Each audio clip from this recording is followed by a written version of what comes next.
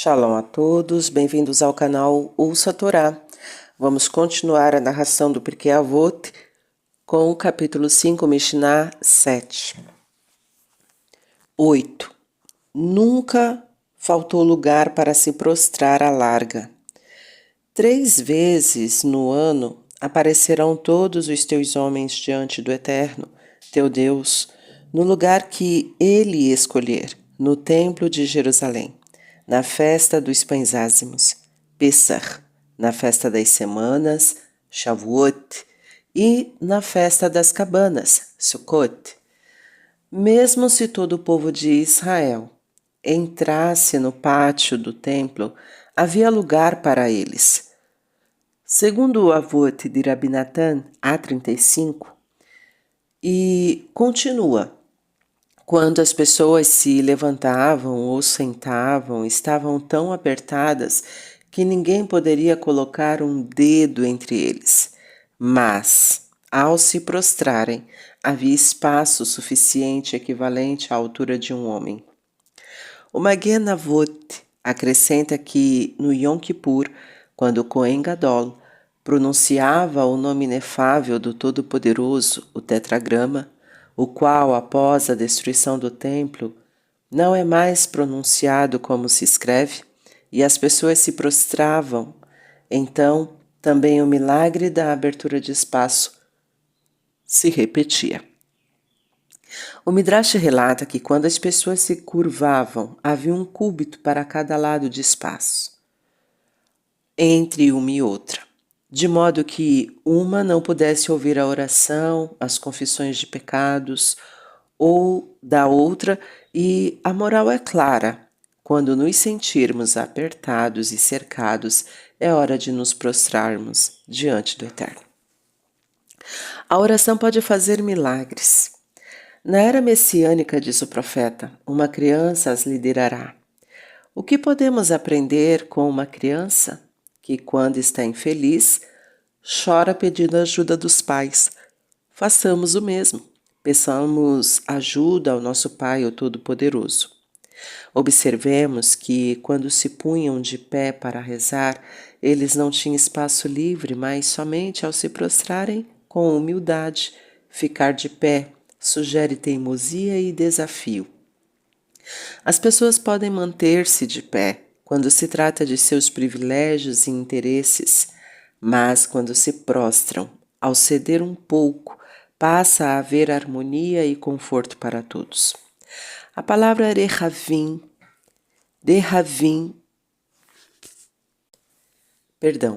a palavra revachim, em meio a bastante espaço, também pode ser interpretada como o plural de revar, lucro, se todos estiverem prontos a serem um pouco humildes, todos lucrarão com isso. 9. Nenhuma serpente, nem escorpião feriu alguém em Jerusalém. A serpente é citada no Talmud como um dos 5 animais letais que podem ser mortos mesmo no Shabat. Contudo, ninguém foi fatalmente atingido por tais animais.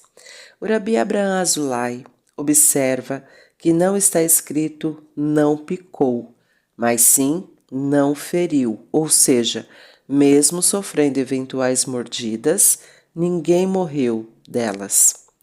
Jerusalém protegia o seu povo. Ninguém foi gravemente ferido lá. Segundo o Avot de Rabi Natan, A35 e B39, e se alguém fosse ferido perto de Jerusalém, bastava olhar para os muros da cidade para ser curado. B39. O Todo-Poderoso não encontrou outra cidade digna de ser seu santuário nela construído. Malquitzedek a chamou de Shalem. Abraão, depois de Atarizak, chamou-a de Hashem Ireh.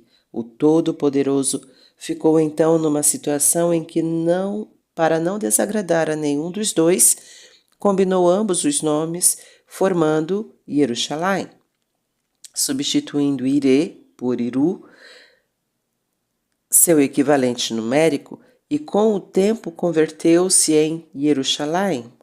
Jerusalém. A palavra Irê significa o eterno verá e sugere irá, temor com reverência. Portanto, é uma cidade destinada à reverência e veneração divinas. Shalem significa inteiro. Também sugere shalom, paz. E Jerusalém protegia tanto o seu povo que chegou a ser chamada de cidade do regozijo. Mas se isso acontecia pelo mérito de Jerusalém, por que este milagre e o próximo é enumerado entre os 10 milagres do templo? Questiona a Guimará e sugere que estes dois sejam omitidos e que os milagres do Homer, dos pães e dos pães da proposição sejam contados separadamente, totalizando 10. O Magen Avot sugere que, como a Shekhinah, a presença divina, habitava especificamente no templo, o milagre é atribuído a ele. O comentário Ruar Haim vai mais longe. A respeito de Arod, um largato mortífero, o Talmud diz: não é essa criatura, mas o pecado que mata. Portanto, isto deve ser válido também para as serpentes e escorpiões. Quanto à serpente, que a gente seria mais natural para envenenar os outros quando pecam, senão ela. Conforme está escrito, e inimizade porei entre ti e a mulher, e entre tua semente e a semente, e a sua semente. Ela te ferirá a cabeça, e tu lhe ferirás o calcanhar. O Targum Yonatan e o Targum Yerushalmi explicam: quando os filhos da mulher cumprirem as mitzvot da Torá, eles estarão em vantagem e a ferirão mortalmente na cabeça, senão a serpente é que levará vantagens e morderá o calcanhar deles. Mas o Midrash diz que ninguém foi dormir em Jerusalém com pecado em suas mãos. Como? O Tamid, a oferenda que queimava continuamente e era sacrificada todas as manhãs, expiava os pecados da noite anterior, e o Tamid da tarde expiava os pecados do dia. O milagre, portanto, deve ser creditado totalmente ao templo. As pessoas pecavam, mas o templo, um cetro vivo e vital de santidade, fazia com que se arrependesse e as libertava da culpa. Assim elas podiam ser mordidas pelas serpentes, mas nunca morriam disto. Sabemos que desde a destruição do templo, a oração tomou o lugar dos sacrifícios. Cada sinagoga agora é um pequeno santuário.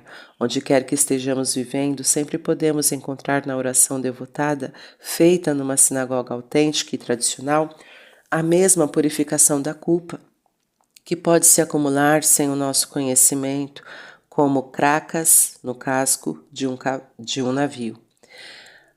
Que as antigas oferendas diárias no santuário propiciavam, com relativa isenção da culpa perante os céus. Podemos ter esperança de escapar do veneno e dos elementos hostis que podem erguer suas cabeças de serpente contra nós. Acima de tudo, aprendemos que a chave para nossa segurança é a santidade. 10. Nenhum homem disse a seu companheiro: não encontro lugar para pernoitar em Jerusalém. Outras fontes acrescentam que nunca faltou forno para assar o cordeiro de Pêssar, nunca faltaram camas, nunca foram alugadas casas, porque estas pertenciam a todas as tribos de Israel e nunca foram alugadas camas ou roupas de cama, portanto as acomodações nunca eram cobradas.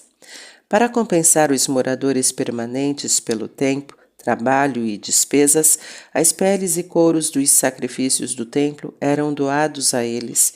Os visitantes também costumavam trazer uma linhagem de cordeiros do Egito para as oferendas do templo, cujas peles finas valiam 4 ou 5 selaim. Elas recompensavam amplamente os seus anfitriões. Mas por que isto dava certo? Quando o bom senso nos diz que tinha tudo para ser um desastre? Porque a meta desta reunião era obedecer ao mandamento da Torá e visitar a casa onde habitava a presença divina. Esta consciência estava presente em tudo e todos e trazia harmonia e cooperação, fazendo as pessoas cederem e compartilharem com boa vontade num grau que só pode ser chamado de milagroso. Urashi cita uma interpretação diferente. Os residentes da cidade santa nunca puderam alegar que as condições econômicas e as oportunidades eram tão poucas ou opressivas que tornasse impossível para eles permanecer lá.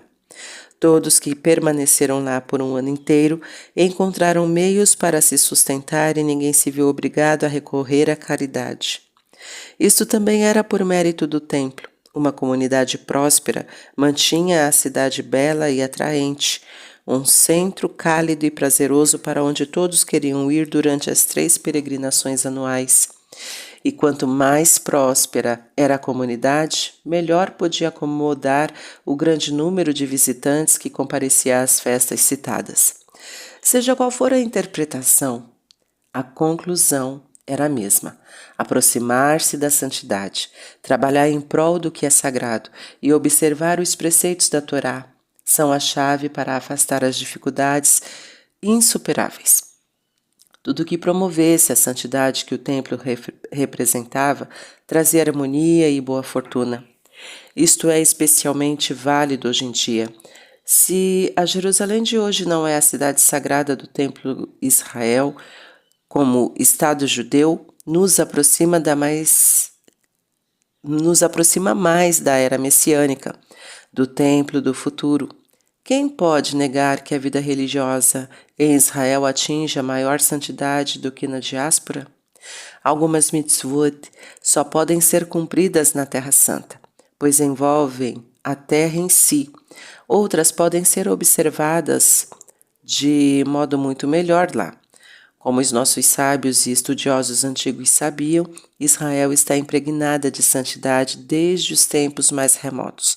Para o espírito sensível e o coração atento, até as pedras e colinas nos relatam histórias sobre a nossa antiga fé e seus ilustres fundadores. Qual é o obstáculo que impede muitos de lá se estabelecerem? É simples. A questão do nível de vida, as condições físicas gerais, a segurança e as oportunidades econômicas em Israel. Alguns dos que emigraram para lá ficaram tão insatisfeitos que voltaram para o exílio que lhes era conhecido. Tenhamos presente que, se tal estabelece a nossa Mishnah, ninguém jamais se queixou de suas acomodações ou fortuna em Jerusalém.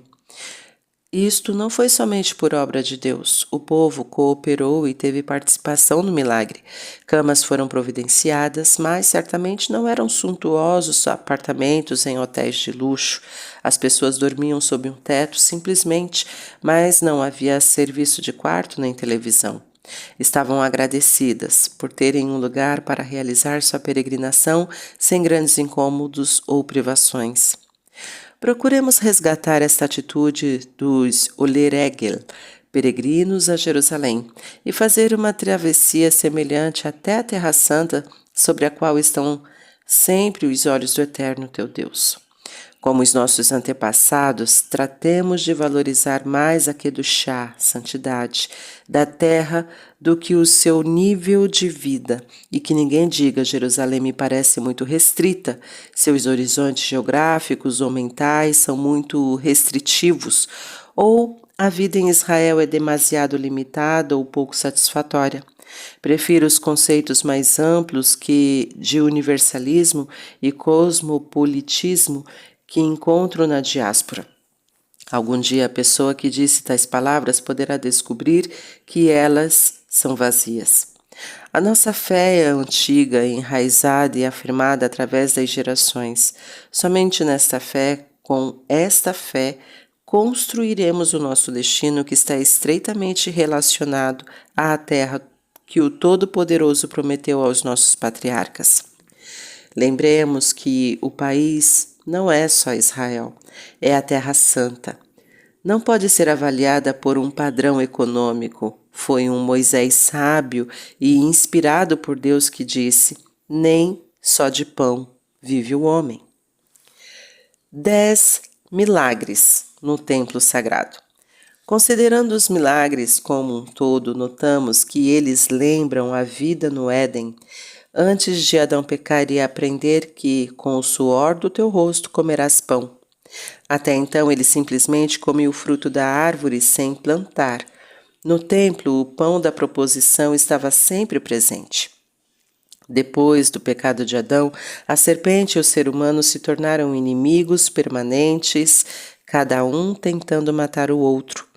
Antes disso, Adão vivia em harmonia com as demais criaturas porque elas reconheciam a soberania do ser humano, criado à imagem de Deus. Em Jerusalém, a serpente não podia causar mal a ninguém. Um aspecto do Éden fora restaurado.